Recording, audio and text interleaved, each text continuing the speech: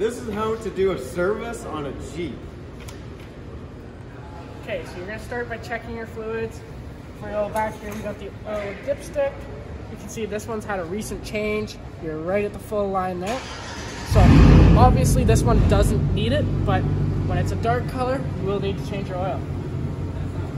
Depending on the type of oil you use, whether it's synthetic or your natural type of oil, then it differs how many kilometers you can put on between an oil change. You also have obviously reservoirs. Brake fluid reservoir looks good.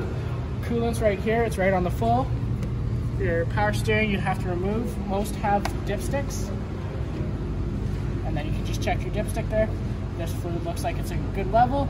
Looks like a nice red color. I would hope it's good. All right, so now we're gonna check the air filter, and I off-road this Jeep, so hopefully there's no mud in there. That's why you should check it every once in a while. So you just need to pop all those clips, and this should pop right up. And then this air filter here. Oh wow, that is a little bit disgusting, but we're good. And then you would put the new one in, but I'm too lazy to get one, so we're putting this one back in. It goes in like that. Hopefully that's in place.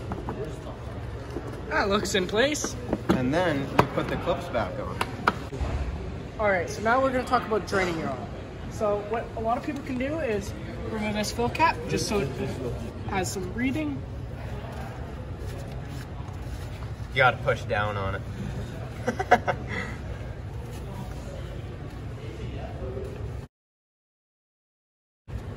Ice, you gotta help me here. Okay. Your fill cap doesn't wanna come. Oh man, this is funny. So after that difficulty, that doesn't come off, but that's a minor issue, so we're gonna move on from that. Okay, so normally you open that for airflow. Your filter's right down here. We're gonna just make note of that for now, and we're gonna go underneath the vehicle. All right, so we're gonna go underneath the vehicle here. On the bottom of the block, you'll locate your drain plug. This is a lot easier if you have a lift, but at home, most people won't have a lift. A lot of times we'll just block the tires, do it on the ground, especially on a high clearance vehicle like this. Makes it a lot easier. You'll pull that drain plug with your bin, let it drain. Once that drains out, we'll put this back in, torque it up to spec, come back up here, and first we'll make sure there's a drain plug and underneath the filter. We're gonna come around to here. You're gonna remove your filter and let that drain out. Once your filter's drained out, you take a little bit of your new oil, pop it on that O-ring, make sure there's no old O-ring on the block, because with a double seal, oil will come out between the seals, you'll have a very bad day. Once that new filter is ready to go, there's no seal, we'll screw the new filter on. Only hand tight. Do not over tighten your filter, that can cause a very bad day. Once the filter's on, go ahead and fill your engine up with however much oil it takes. Double check with your drain, with your, not your drain, your dipstick here. Hey! We're gonna double check with the dipstick that it's full. As shown earlier, dipstick's full, good clean oil. We're gonna run it for 1 minute, then we're gonna turn it off, wait a minute so everything can drain, double check that it's full, and make sure if we need to, add some fluid, top it right back up. That way the filter's primed and ready to go, your engine's full of oil, and you're ready to go. We're gonna take that old oil that we've removed from the vehicle, dispose of it properly. Most places that you can find are town, there's a recycling facility or your local dump. Make sure it gets to the recycling facility correctly. Okay, so for your differential fluid on this front diff here, on this Jeep, this is just a check plug. So you're gonna take your correct size ratchet, just put it in here, break this free, back this out. Now, fluid should just barely leak out, depending on if it's a level surface. So if your fluid's down here or not even close to that plug, you'll definitely want to top that up. Make sure it just fills up to the plug. Have it just, I personally like to have it just barely start coming out. Pop that plug back in and make sure she's nice and tight.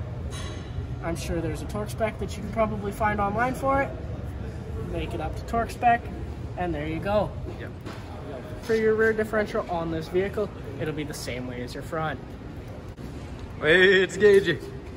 Side here, I'm gonna snag this, which that is right here on the side of the transmission.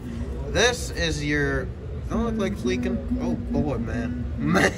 You may have to fix that up. Anyway, we're gonna ignore that for now. So this is the drain that is currently leaking, and this is the fill. So it should be probably up to that point, and if you ever want to change it, you just pull this and then fill from here, and that's how you check and fill your 2003 Jeep transmission. And the torque spec for wait, this? The plug, yeah. Okay, so the torque spec for this is 20 foot-pounds. So yeah, don't over torque that. And also, since we missed this, this is also 20 foot-pounds. So yeah, don't over tighten that also, or else you're gonna have some issues. Some vehicles, for resetting your oil light, it may be quickly go in through your menu. Some vehicles you may have to put certain codes, like I know I had an early 2000s Grand Am. That vehicle specifically, I had to key on, press the gas down all the way, lift the gas, press the gas down all the way, lift the gas, press the gas down all the way, and lift again.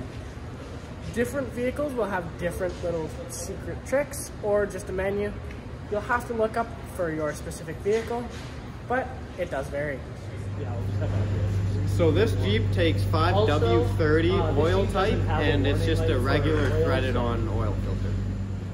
For your oil filter, when you're finding out which one, you can go over to your filter and it'll have a number. This one, XG16, that's how you know that's the filter you need to find for the replacement of the oil.